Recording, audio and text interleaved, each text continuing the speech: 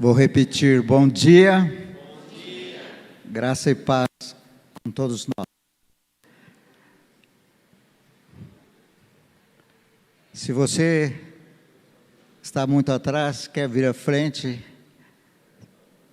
isso faz bem para mim. Eu gosto de gente perto.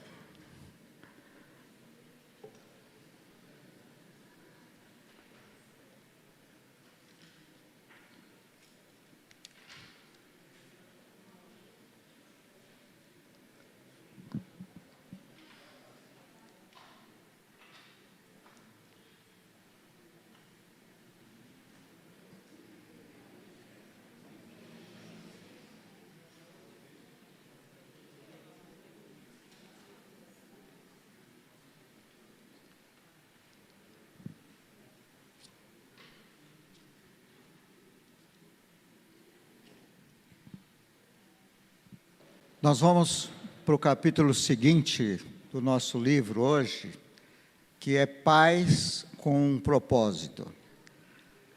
Todos aqui, eu creio, estão nessa experiência de ser pais, não é? Quantos têm filhos? Todos? Ok. Quantos têm filhos pequenos, bebês? De 5 anos, mais ou menos, 7 anos. Quantos têm filhos jovens?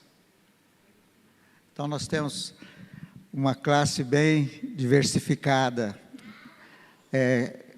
filhos em todas as idades.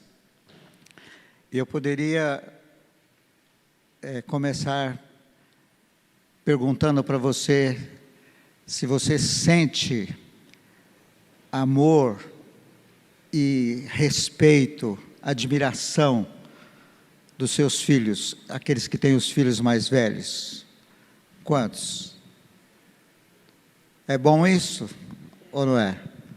É gratificante, não é?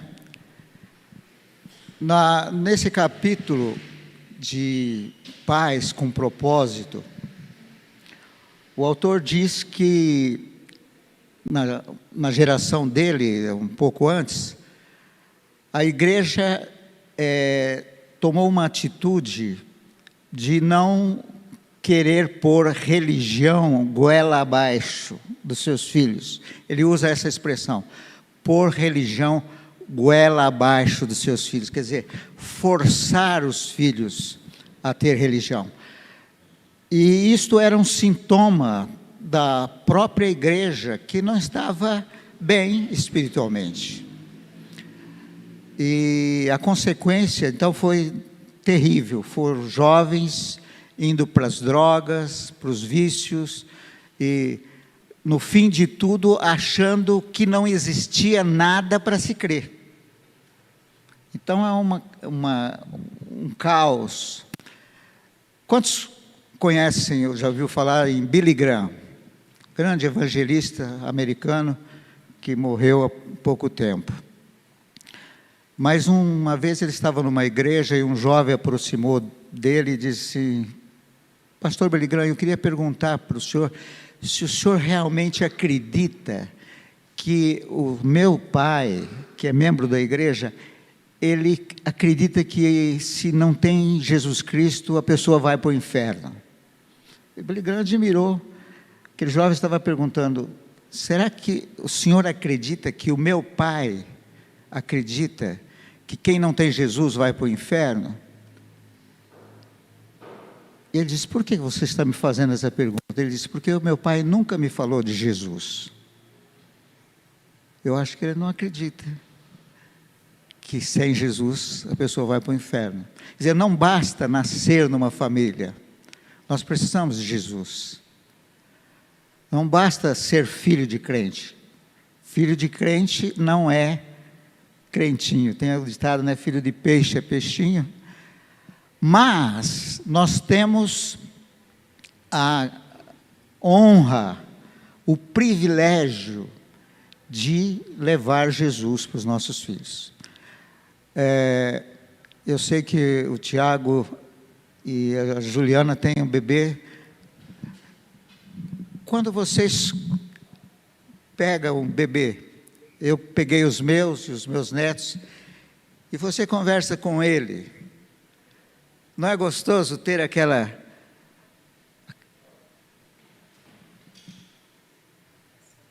relação de amor, e a criança está ouvindo, está entendendo, você fala. E nós falamos com o bebê deles, toda vez que nós chegamos aqui, a Alice, ela abre aquele sorriso, não é? Então nós temos o privilégio, desde a gestação, nós já falamos disso, desde que a mãe está gerando, tanto o pai quanto ela, pode dar ao seu filho, ao seu bebê, o amor de Deus, a vontade de Deus, ministrando de maneira positiva e objetiva na vida deles. Então, nesse capítulo, o autor diz assim: nós temos que ser pais intencionais. O que significa isso? Pais intencionais. O que você espera do seu filho? Vamos falar dos que têm filhos menores.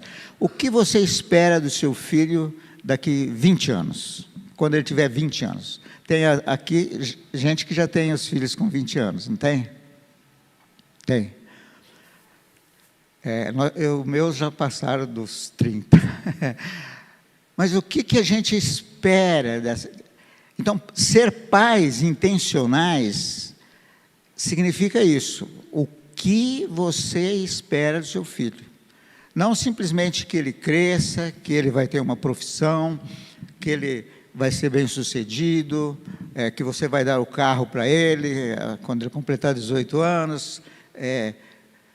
Não é isso, mas o que essa criança, que hoje é uma criança, não é? Nós que temos os filhos pequenos, o que nós esperamos que eles sejam quando forem grandes, adultos? Isso é ser intencional, é você ter uma intenção definida, você saber claramente o que você quer para a vida dos seus filhos. E isso é uma questão de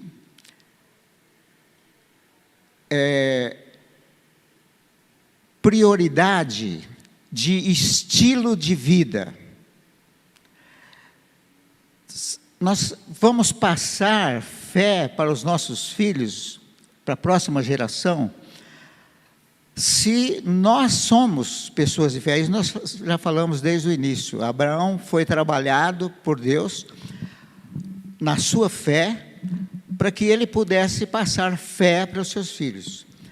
E o autor traz, então, que isso acontece na nossa vida, quer seja positivo ou negativamente. Nós passamos para os nossos... E que Abraão passou algo negativo para o seu filho Isaac. Lembram disso? O que foi que ele passou negativo para o seu filho? Quantos têm o livro e leram?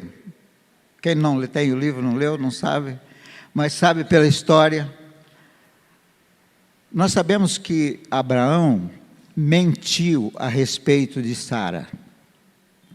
Isaac copiou isso, ele mentiu a respeito da sua esposa. Então, se nós pensarmos em vida cristã, o que é a vida cristã? Como nós vivemos a vida cristã? Nós temos amor pela palavra de Deus? Agora aqui eu queria fazer um apelo a vocês. Quantos têm Bíblia aqui? Deixa eu ver. Não estou falando para envergonhar quem não trouxe a Bíblia. Se você não tem costume, não é isso que acontece. Você já acostumou a acompanhar no celular. Mas eu acho tão importante a palavra de Deus. Eu aprendi há muitos anos com um pastor americano que ele dizia todas as vezes que ele pregava no púlpito. Ele dizia para a igreja, dizer, esta é a minha Bíblia, é a palavra de Deus. Eu sou o que a Bíblia diz que eu sou. Eu tenho o que a Bíblia diz que eu tenho. Eu posso o que a Bíblia diz que eu posso. Ele falava isso porque ele já morreu, mas hoje o filho dele é pastor no lugar dele, e ele fala todas as vezes, e a igreja pega a sua Bíblia e faz esse gesto.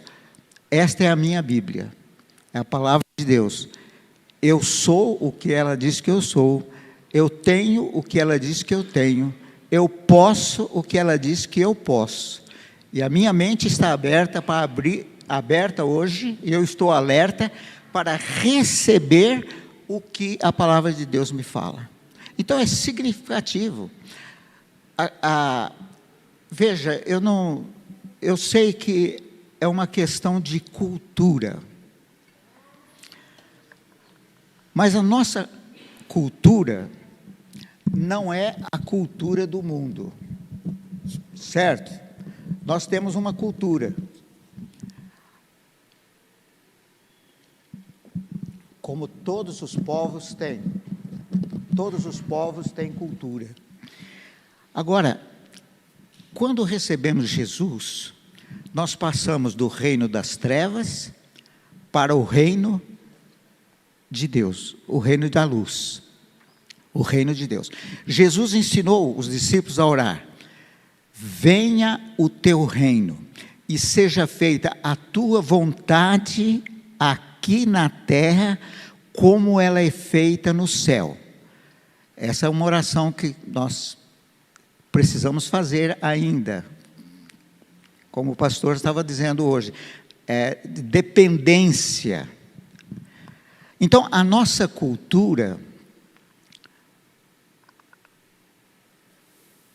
nós vemos hoje, alunos vão para a escola sem cadernos, sem livros, não gostam de sentar na frente, eles gostam de sentar no fundo, vão de qualquer jeito, com o boné para trás, ou para frente, ou de lado.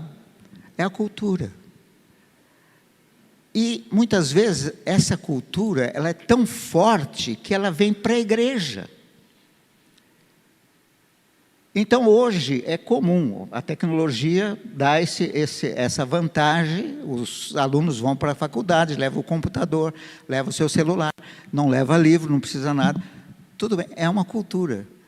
Mas hoje, se nós queremos imprimir fé, a fé é pela palavra de Deus. Como vem fé? A fé vem por ouvir a palavra, não é? Se nós queremos incutir nos nossos filhos a cultura dos céus, aqui está a Carta Magna, aqui está a nossa Constituição. E veja a importância. Aí o autor, então, vai para Deuteronômio. Se você tem sua Bíblia, vamos abrir em Deuteronômio. Se o Silas puder pôr Deuteronômio capítulo 6. Nós vamos entender isso. O pastor Manassés fez uma menção que o povo que saiu do Egito estava acostumado com todos aqueles sacrifícios, com todos aqueles rituais no Egito. Sabe quantos anos o povo ficou no Egito? Quantos?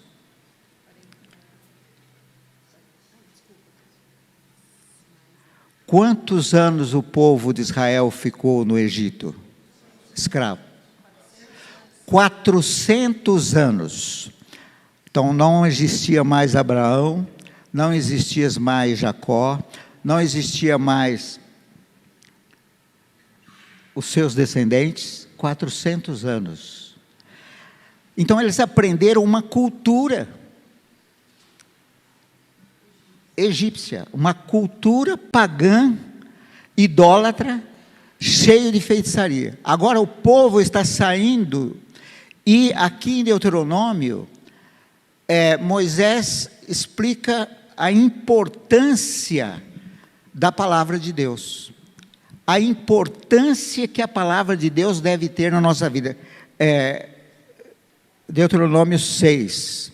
Este, pois, são os mandamentos, e os estatutos e os juízos que mandou o Senhor, vosso Deus, para vos ensinar, para que fizesseis na terra que passais a possuir, o quê? Para que temas ao Senhor. Então, em primeiro lugar, temas ao Senhor.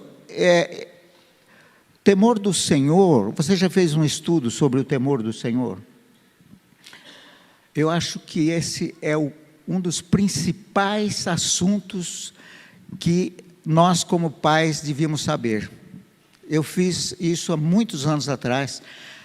O temor do Senhor, que a gente sabe, o Provérbios 1:7 é o princípio da sabedoria, mas o temor do Senhor é tudo, é uma chave na vida do homem.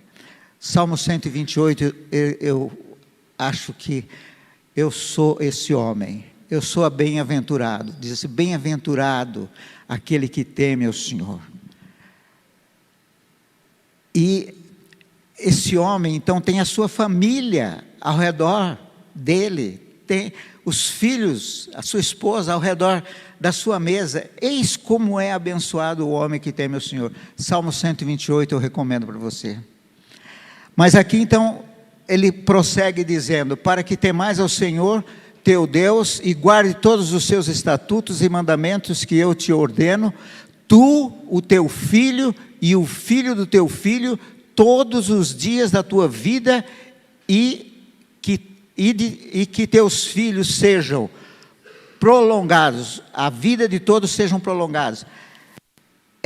Aqui está, nós temos aqui, ontem nós tínhamos 4 gerações, né? Letícia, né? A mãe, a sua mãe e o seu filho. Então, é isso que a palavra de Deus está dizendo, que você guarde, isso é para você, é para o seu filho, e vai ser para o seu neto, não é? Para que todos tenham uma vida prolongada. Era uma nova cultura, estão entendendo? Uma nova cultura, baseada na vontade de Deus. Não é daquilo que é secular, não é daquilo que eles traziam do Egito, mas era completamente novo para eles. E ele recomenda mais. Ouve, pois, ó Israel, e atenta que os guarde, para que bem te suceda e muito te multipliques, como te disse o Senhor, Deus de teus pais, na terra que mana leite e mel. Continua. Ouve, Israel, o Senhor, nosso Deus, é o único Senhor. Então, agora na cultura da nação, o povo não tinha muitos deuses, ele tinha um único Deus. Então, a prioridade para Deus, o Deus criador dos céus e da terra, muito além daquilo. Então, hoje nós temos ainda crentes que lê o horóscopo, porque pensa, é um Deus, né?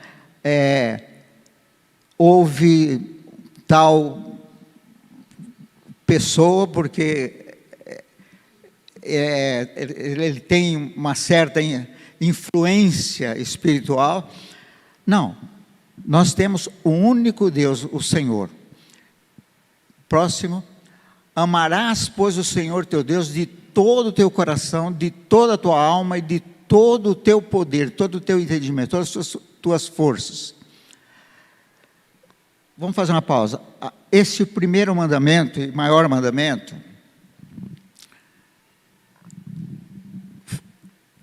cheque você mesmo. É um mandamento impossível para nós fazermos. Eu amo a Deus de todo o meu coração. de toda a minha alma, de todo o meu entendimento, com todas as minhas forças. Não vamos ser religiosos. O religioso fala de boca cheia, né? Eu amo a Deus. Sabe, Jesus compreendeu isso quando ele estava aqui, que o homem não tinha capacidade para fazer isso. E nós não temos capacidade. João, a pessoa que viveu mais próximo de Jesus e fala muito de amor, ele diz assim: nós o amamos porque ele nos amou primeiro. Então, antes de você ter a experiência de ter Jesus, você não consegue amar a Deus. Era um mandamento assim, alto, muito alto. Primeiro, em prioridade, mas em altitude. É muito alto, é inatingível. Nós só podemos amar a Deus quando Jesus vem para as nossas vidas. Nós o amamos porque Ele nos amou primeiro. E nós o amamos pela fé. Pela fé. Nós precisamos reunir no nosso coração a disposição de crer, uma fé intencional, e nos dirigir a Deus dizendo: Senhor, eu te amo. Agora, tudo isso devia fazer parte da cultura desse povo. E agora ele diz: o que vai fazer? E estas palavras que hoje te ordeno estarão onde? No teu coração. Quer dizer, qualquer coisa que nós vamos ensinar para os nossos filhos, se não tiver primeiro em nós, vai ser difícil, não é? Porque ensinar os nossos filhos é um modo de vida. É um modo de vida. A mãe pega o seu bebê, ou o pai, e diz: eu te amo. Você é precioso, você é preciosa. Você é o presente de Deus para mim. Quer dizer, você faz naturalmente. Você não vai esperar o seu filho ter entendimento, 7, 8 anos, e sentar, ele fala assim: filho, hoje eu vou te dar uma lição de amor, o papai te ama, ou a mamãe te ama. Não funciona. Não é assim. Agora, se não é assim para essas coisas simples, não é assim para as outras áreas. Você tem que viver a experiência. Então, primeiro, Deus fala assim: deixa essas palavras entrar no seu coração. Esteja no seu coração.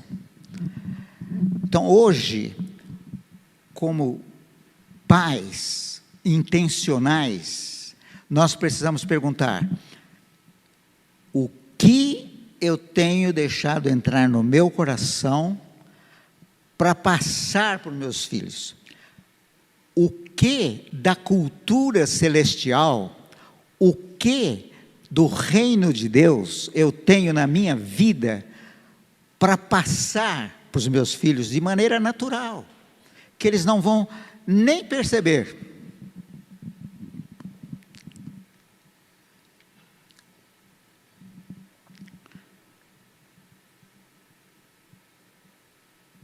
Então, vamos pensar um pouquinho sobre a leitura da Bíblia. Se você não tem a Bíblia física, você pode estar lendo a Bíblia no seu celular, em casa, e o seu filho chega. Qual é a impressão que ele tem? Qual a primeira impressão que ele tem? Olha, eu te digo até uma coisa. Se você não é crente mesmo, vai abrir o seu celular para ler a Bíblia, antes da Bíblia chegar, vai chegar muitas outras informações. E se você não tiver realmente decidido que vai ler a Bíblia, aquelas informações que vêm antes no seu celular vão tomar a sua atenção. E a Bíblia vai ficar em segundo plano. Faz sentido isso? Faz. Então, o que quer dizer? Se o seu filho te vê sentado no sofá, com o celular na mão, ainda que você esteja lendo a Bíblia, a impressão que ele vai ter é que você está com o celular na mão. Né? Agora, se você estiver lendo a Bíblia e ele vê, ele recebe uma mensagem no seu coração. O meu pai ou a minha mãe, eles amam a Bíblia, eles estão lendo a Bíblia. E isso é em outras áreas. Se eles não vê que você ora, nós somos desafiados aqui, não é? A praticar aquela oração na hora da refeição, reunir com a esposa, orar com a esposa, mas é prática. Eu tenho um amigo, pastor, que ele conta o testemunho dele. Ele fala: o que me levou a Jesus era ver meu pai ajoelhado orando. Ele orava por mim. E isso me levou a receber Jesus. Então, estas são as mensagens, por isso que a palavra fala, primeiro esteja no seu coração, que valores você tem, qual a cultura que está dentro de você, para você passar para os seus filhos. Então, esteja o versículo continua, Silas. E as intimarás a teus filhos, e delas falará assentado em tua casa. Vamos ler todo. Assentado, andando pelo caminho, e deitando-te e levantando. Que tempo é esse? Todo tempo, e de maneira natural.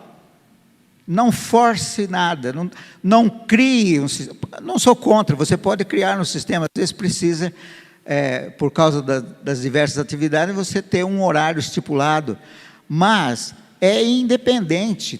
Todos se assentam em casa? Ou não?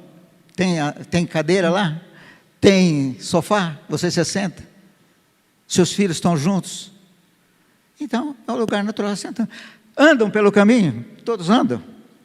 Hoje nós falamos em andar, mas é andar de carro, né? Quase sempre de carro. A gente não sai, não anda a pé, a não ser fazer uma caminhada. Mas estamos juntos. Nós tínhamos isso, acho que eu já contei aqui, nós entrávamos no carro, fazer viagem com os nossos filhos quando eu era pequeno, que ia pregar em outros lugares. Nós tínhamos que ter um repertório cheio para encher o tempo. Nós tínhamos 4 filhos conosco no carro e nós precisávamos encher o tempo de coisas boas. Então, é de maneira natural. E ao deitar, nós já falamos disso aqui, nós demos o testemunho, a minha filha disse que ela sentia, até hoje, o hálito do Colgate, né, da mãe falando pertinho dela, sobre o amor de Deus, sobre orando com ela, sobre trazendo uma palavra, qualquer coisa que seja, agradecendo o dia, agradecendo a prova que foi na escola, agradecendo a saúde, agradecendo qualquer coisa, de maneira espontânea, você vai passar. Olha, qualquer um pode interromper a qualquer momento, nós temos grande prazer e somos abençoados quando vocês compartilham, amém? Só compartilhar aqui que aconteceu essa semana com a minha filha. Ela está perdendo os dentinhos, né? Ela está com 5 anos. Então, ela perdeu 2 dentinhos. Aí ela estava escovando o dente e ela perguntou assim: mamãe, depois que eu perder todos os meus dentes, como eu vou fazer para comer? Aí eu dei risada, né? Eu falei: não, filha, Deus é tão maravilhoso, Ele faz as coisas tão perfeitas, que a gente vai perdendo os dentes aos poucos. E a hora que vai caindo um, vai nascendo outro. Vai caindo um, vai nascendo outro. Então, você nunca vai ficar sem todos os dentes. A hora que cai um, nasce. Então, você vai ter alguns dentes para mastigar. Fica tranquila. Ah, tá bom. E quando eu falei que ele é tão maravilhoso, ele é tão perfeito, ela falou: isso eu sei, mamãe. Então, né, a gente já vê os resultados de todo um trabalho aí, tanto em casa como aqui na igreja também. Mas eu achei a inocência da criança, né? Como que eu vou fazer para comer? Nada é sem propósito. A criança abriu a boca para falar alguma coisa, para perguntar alguma coisa. É uma oportunidade. É um momento. Então, não julgue nada trivial. É tudo muito importante. Gente, esse plano de família é maravilhoso. É na vossa casa que vai ser o grupo pequeno?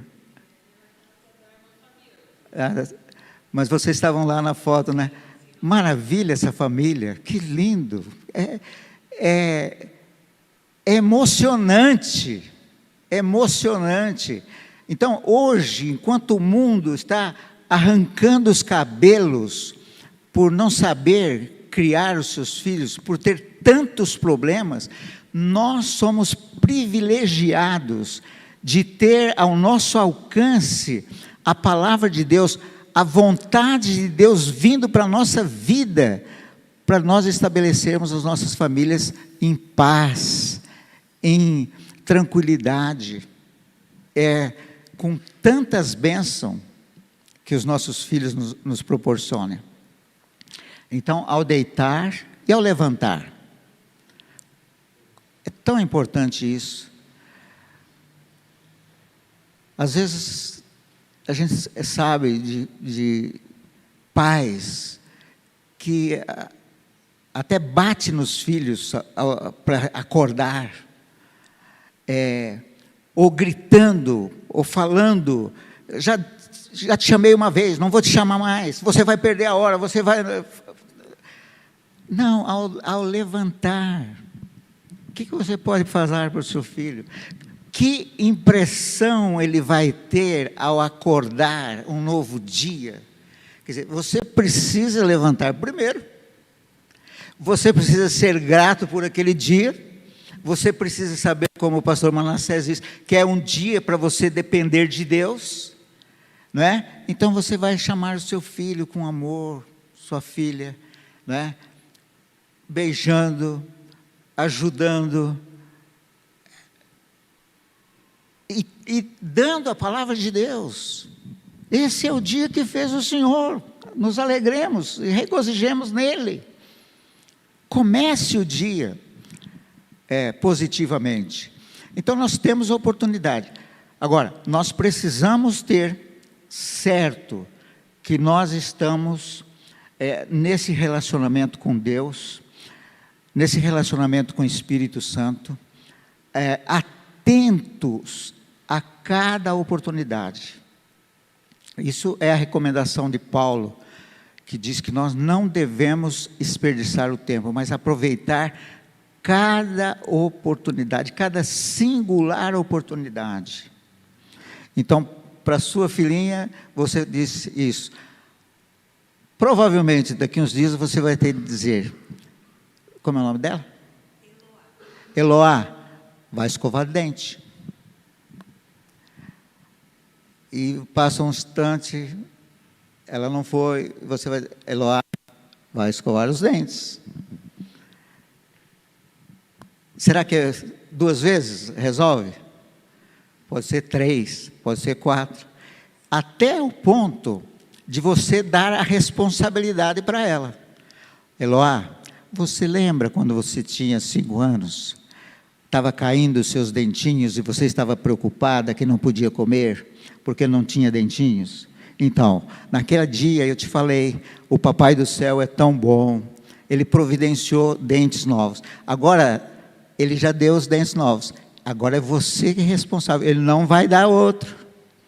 Se esse estragar, se esse cair, o Papai do Céu não vai dar outro. Você vai escovar os seus dentes. Vocês veem? Mas você está dando responsabilidade e você está dando a verdade da palavra de Deus. Criando responsabilidade na vida da criança. Ela tem que aprender a fazer. Nós temos que fazer com ela enquanto ela não sabe, mas temos que aprender. Incutir que não é só teoria, é prática.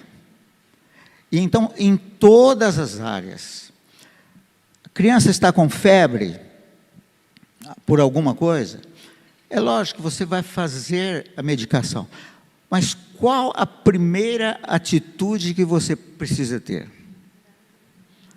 Vou orar com você, meu filho, vou orar com você. E crer. Crer. Irmão, nós temos tantas coisas que nós acomodamos na nossa vida, nós acostumamos com elas, por falta desse ensino da cultura celestial. A cultura celestial, a cultura do reino de Deus, é uma cultura diferente da que nós estamos usualmente experimentando na nossa vida. Então, é uma oportunidade para orarmos com a criança e para exercermos fé. A fé começa em casa? Como começa? Eu tenho que crer. A Alice tem uma experiência que nossa filha tinha um problema no joelho.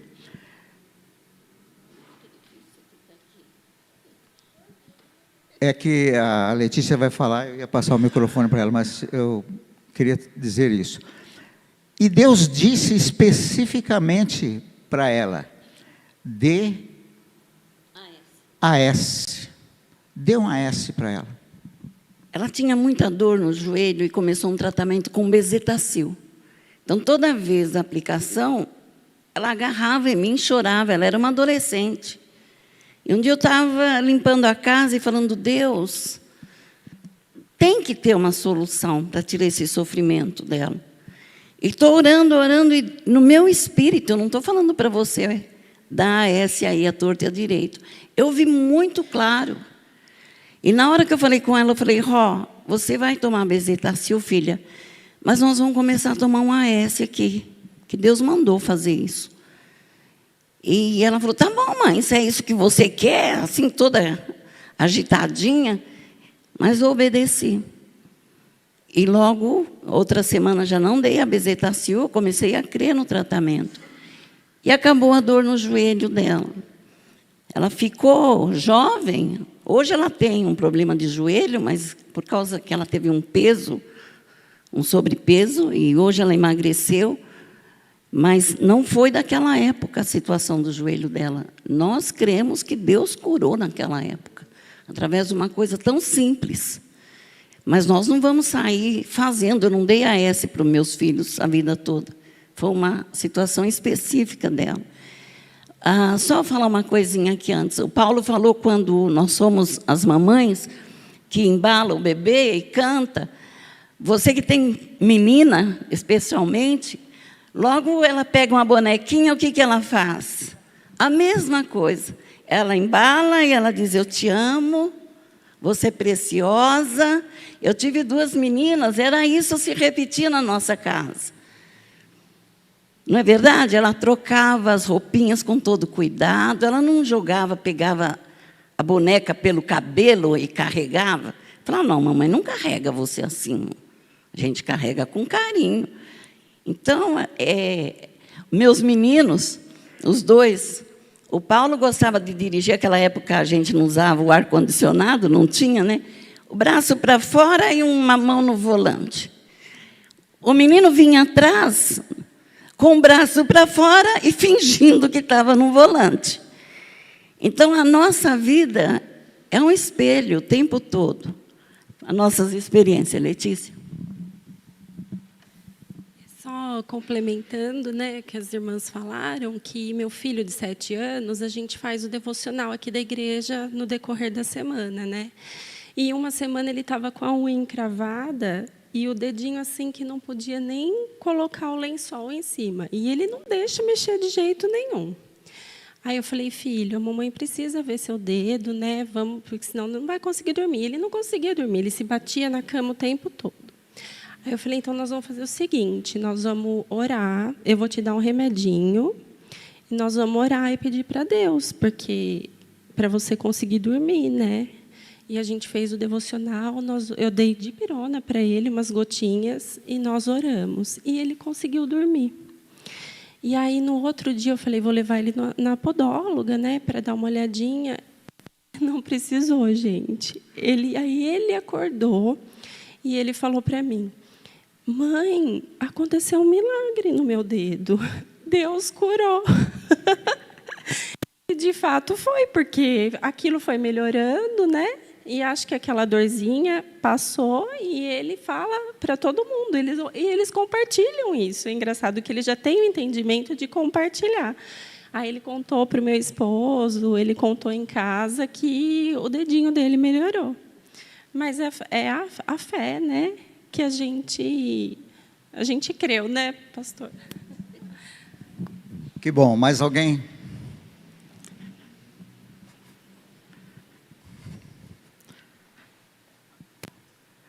Vamos ler uma outra passagem nas Escrituras. Vamos para a segunda epístola de Pedro.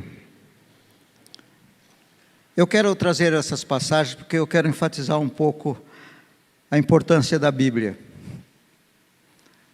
Vamos fazer um esforço para retomar esse lugar de termos a nossa Bíblia física, né? Eu sei que os primeiros cristãos não tiveram. Pedro provavelmente não teve, Paulo não teve, talvez Paulo, porque ser um fariseu, tinha acesso ao Velho Testamento.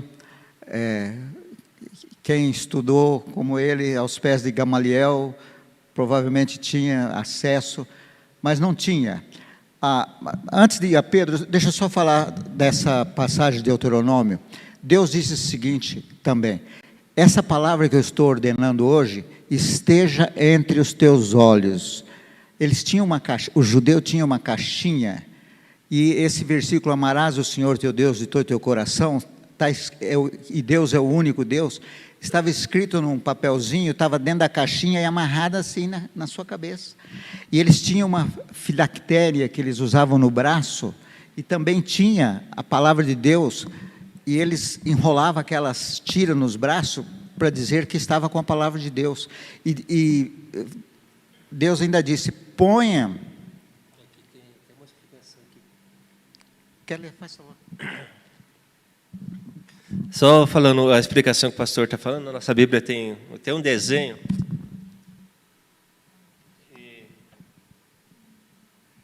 Ele fala assim, o judeu orando no Muro das Lamentações em Jerusalém, ele usa filactérios proveniente de uma tradição judaica, datada do século II a.C. O seu uso era requerido nas orações matinais e nas festas, mas não nos sábados. Um filactério, ou uma testeira, é uma pequena caixa preta de couro ou pergaminho, contendo 4 trechos das Escrituras do Antigo Testamento, que é presa a uma longa tira de couro por um laço, formando 2 longas tiras em ambos os lados do laço. E ele diz ainda, escreve nos umbrais da sua porta. Antigamente, a igreja tinha, o pastor trouxe aqui, a caixinha de promessa, não é? E tinha também os quadros. Era muito usado, os crentes usavam os quadros com versículo, né? Jesus é o caminho, a verdade e a vida. Outras passagens. Os 2 caminhos, né? Um mapa dos 2 caminhos, caminho estreito, caminho largo. Para quê? Porque a visualização é muito importante, né? Nós aprendemos pela visualização. Então, hoje, nós temos a palavra de Deus, e temos no celular, vamos usar todos os recursos. Você tem um telão na sua casa, você passa, como é passado aqui, tudo bem. As igrejas têm hoje, quase todas as igrejas têm o telão, então não preciso levar a Bíblia, mas há uma importância. Deixa eu ler aqui 2 Pedro. 2 Pedro, capítulo 1, versículo 4. Vamos ler o 3 também. Põe o anterior, o 3. Visto como pelo seu divino poder nos deu tudo o que diz respeito à vida e à piedade, pelo pleno conhecimento daquele que nos chamou pela sua glória e virtude. Então veja que o crente tem, o que eu tenho, foi-me dada pelo divino poder, tudo que diz respeito à vida e piedade. Quer dizer, tudo que eu preciso foi-me dado. Lembra da ilustração da semente? A semente contém tudo. A semente é a palavra de Deus. Ela contém tudo que nós precisamos para a vida e a piedade. Vida e piedade é maneira de viver, é o estilo de vida, é como você vive. Não é uma teoria. E pelo divino poder foi nos dada estas. Para quê que foi dado isso?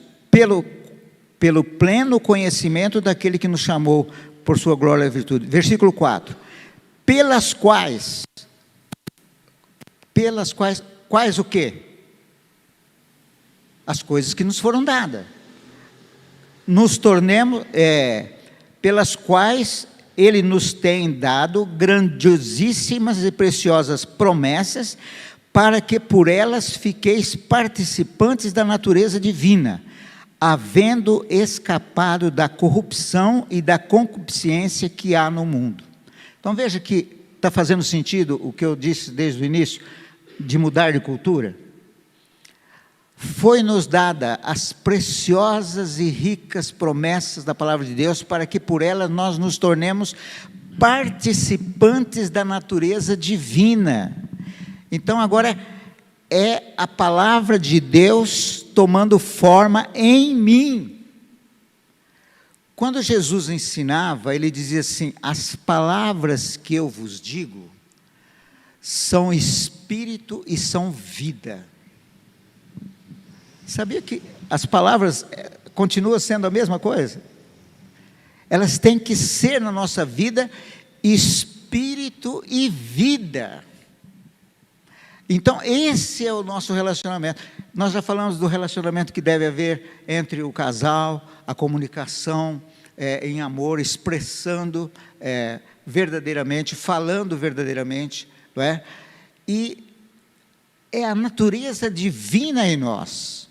E agora Pedro vai dar uma relação de virtudes. E ele diz assim, verso 5: e vós também, pondo nisto mesmo a diligência, intenção, vamos trocar aqui a palavra intenção, a intencionalidade. Nós somos pais intencionais, nós somos pessoas com propósito.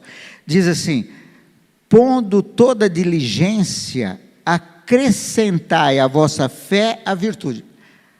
Começou pela fé, você creu em Jesus, recebeu salvação, nasceu de novo, é um cristão, é um filho de Deus. Então acrescente à fé a virtude, e a virtude a ciência, e a ciência a temperança, e a temperança a paciência, e a paciência a piedade, e a piedade ao amor fraternal, e ao amor fraternal a caridade. Viu quantas coisas faz parte da nossa vida, deve fazer parte da nossa vida? Agora, por que essas coisas devem existir em nós? Vamos ver por quê. Porque se em vós houver e abundar estas coisas, olha, Se elas estiverem, e isso abundar, isso pode crescer, isso pode aumentar em nossas vidas. O que vai causar?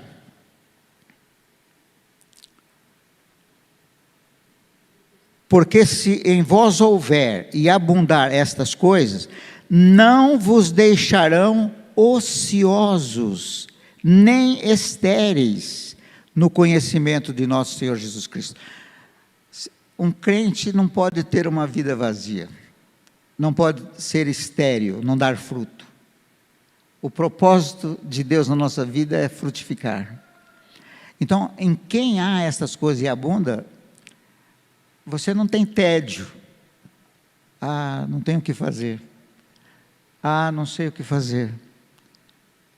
Ah, não tem jeito, esse meu filho não tem jeito. Ah, eu perdi tempo. Não. Vamos recuperar tudo. Essas coisas havendo em nós, vai fazer o quê? Pois aqueles em quem não há estas coisas é cego, nada vendo ao longe, havendo-se esquecido da purificação dos seus pecados. Aqui ele está dizendo o contrário. Se não tem essas coisas, então a pessoa está como cega. Não é? Verso 10. Portanto, irmãos, procurai fazer cada vez mais firme a vossa vocação e eleição, porque fazendo isto, nunca jamais tropeçareis, porque assim vos será amplamente concedida a entrada no reino eterno do nosso Senhor e Salvador Jesus Cristo. Eu já preguei sobre esse versículo e Deus me deu uma ilustração maravilhosa. Você já pensou em estar num lugar que vai haver uma apresentação espetacular, alguma coisa assim que é um show realmente que vai acontecer, e você está sentado esperando a cortina se abrir para você? Essa figura que Pedro quer trazer para nós aqui. Como será aberto os céus para nos receber quando todas essas coisas estão em nós? Você lembram quando Estevão está sendo apedrejado? O que ele viu? Os céus abertos. E quem que ele viu? Jesus. Como Jesus? Como ele estava? Como ele estava? Em pé. Nós sempre lemos nas Escrituras que Jesus se assentou nos lugares celestiais. Ele é o sumo sacerdote, completou a obra e se assentou. Mas ele disse: eu vou estar convosco. Então, em espírito, ele está conosco. Ele estava ali com Estevão. Mas no céu, quando Estevão está morrendo, ele sabe, então é como se as cortinas se abriram e Jesus se põe de pé para recebê-lo. Amém? Então, é empolgante essa questão de sermos crentes e de crentes pais intencionais para promover a mesma fé para os nossos filhos e levá-los a ter uma experiência. Então, tudo isso, irmãos, tem que ser na nossa vida vivido. Nós devemos expressar os sentimentos. Os nossos filhos devem ver em nós a paixão que nós temos por Deus, o amor que nós temos pela Bíblia, a devoção que nós temos em orar, em crer naquelas coisas que nós vamos pedir, que eles vão estar conosco na nossa mesa. Entendeu? É contagiante. É isso que nós precisamos ter na nossa vida. É o contágio. É aquilo que Paulo aos Coríntios fala que é o bom perfume de Cristo. Perfume, cheiro, é algo inesquecível. Você não se esquece. Você pode parecer que esqueceu, mas se passar numa experiência com aquele mesmo cheiro, com aquele mesmo perfume, reaviva aquilo lá, porque esse é um sentido tão aguçado em nós, não é? E isso deve ser a influência que nós passamos para os nossos filhos.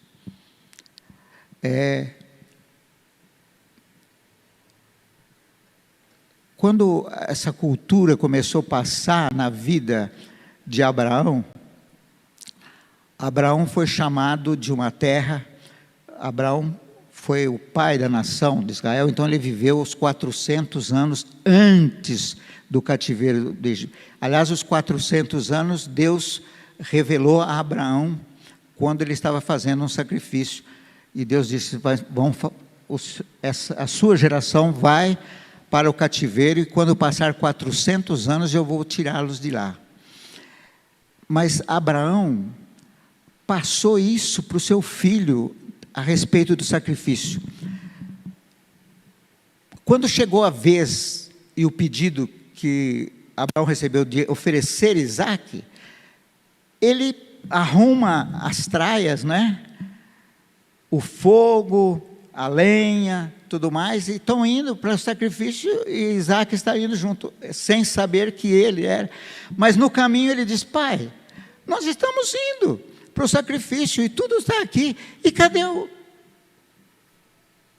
objeto a ser sacrificado? Cadê o cordeiro? Ele sabia, ele só não sabia que era ele. E naquela hora, o pai, vamos dizer assim, cortado por dentro, expressa fé.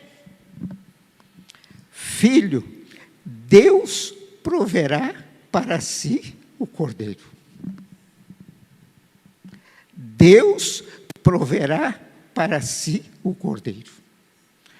Então, mesmo na hora mais difícil, que você pensa que não vai suportar, vale a pena você se lançar para Deus, mesmo sem saber o que vai acontecer.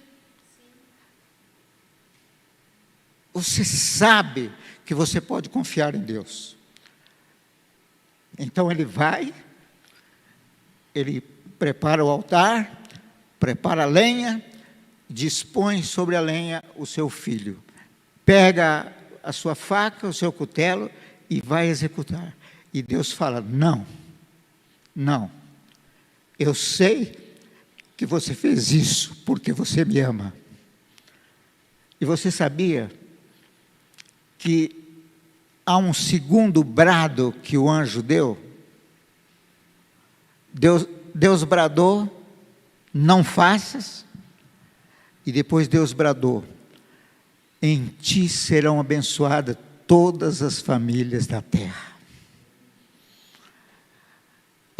Porque você me amou, porque você provou que me amou, e deu o seu filho. Porque, literalmente, ele não morreu, mas espiritualmente, ele recebeu Isaque dos mortos, porque a intenção no coração dele era matar, era sacrificar.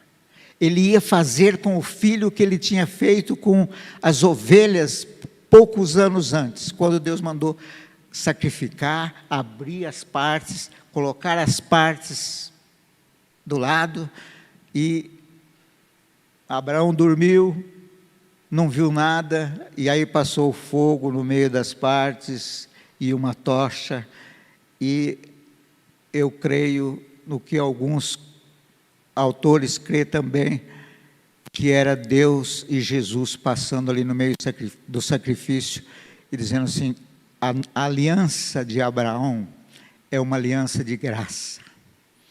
A aliança com Abraão é uma aliança de graça. Nós vamos fazer, nós vamos dar, nós vamos abençoá-los, porque nós é quem escolhemos Abraão para ser a nossa geração, para ser a nossa nação. É diferente da aliança da lei. Se nós tivéssemos tempo, um dia vamos discutir isso e ver como é maravilhoso ver o Deus de Abraão, de Isaac, de Jacó, o Deus da aliança da graça, antes da lei. E Abraão, então, recebeu o seu filho. Mas o seu filho aprendeu isso, na experiência, andando pelo caminho, falando, ao assentar na tua casa, ao levantar, ao andar pelo caminho, ao deitar. Estão vendo? O que Jesus Cristo fez com os seus discípulos? Alice falou um pouco disso quando ela trouxe a palavra. Jesus escolheu 12 para estarem com Ele. E depois, para enviá-los. Primeiro, estar com Ele. Era comer com Jesus, caminhar com Jesus, ir no barco com Jesus. Eles viram tudo. Era um relacionamento assim, familiar. Amém? Estão aprendendo alguma coisa? Quem tem os filhos mais velhos que, por uma razão ou outra, não está com o coração voltado para as coisas de Deus, eu não conheço, a igreja não conheço se há situações assim, mas creia como aquele carcereiro. Crê e será salvo tu e a tua casa. Crê e será salvo tu e a tua casa. Amém? É fé que começa em casa, não é? Primeiro deve estar em ti, no teu coração. Você deve vivenciar isso.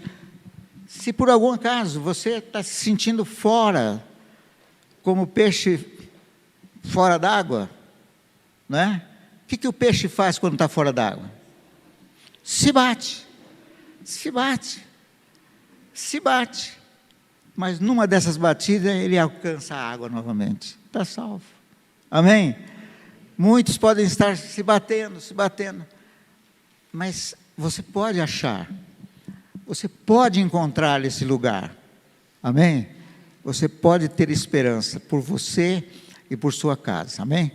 Então nós somos pais intencionais. Não somos pais casuais. Se der certo por acaso, não. Vamos estabelecer, vamos ser diligentes nessas coisas. Então todas essas coisas existindo em nós, nós vamos passar para os nossos filhos. Nós vamos transbordar daquilo que nós somos. Eu às vezes fico pensando naquelas mães que arrastam seus filhos nos corredores do supermercado ou da loja de brinquedo. Já viram? E a gente vê assim aquela ira, aquele ódio, aquele desapontamento que a pessoa, o adulto está tendo porque o filho está se manifestando inconvenientemente. Mas o pai não tem, a mãe não tem aquela sabedoria de trazer o seu filho, de explicar a razão porque não pode talvez comprar aquilo, porque não pode ter aquilo. Entendeu? Nós podemos passar por qualquer situação e vamos ter os recursos de Deus em nós, se nós estamos vivendo com Deus, para trazer os nossos filhos, para nos amar, nos respeitar, não é? E fazer que a palavra possa alcançá-lo. Amém? Pai, muito obrigado por esta manhã, obrigado por tua palavra, e ajuda-nos a entender o teu propósito, o teu plano para as nossas vidas. Eu quero orar por cada situação específica nessa manhã, de casais, de famílias que estão aqui. O Senhor conhece, Pai, a necessidade de cada um, do relacionamento que eles têm com seus filhos. E eu quero abençoá-los com aquela bênção de Abraão, que em Jesus nós somos abençoados com toda a sorte de bênçãos nos lugares celestiais em Cristo Jesus. Muito obrigado, em nome de Jesus. Amém. Amo vocês.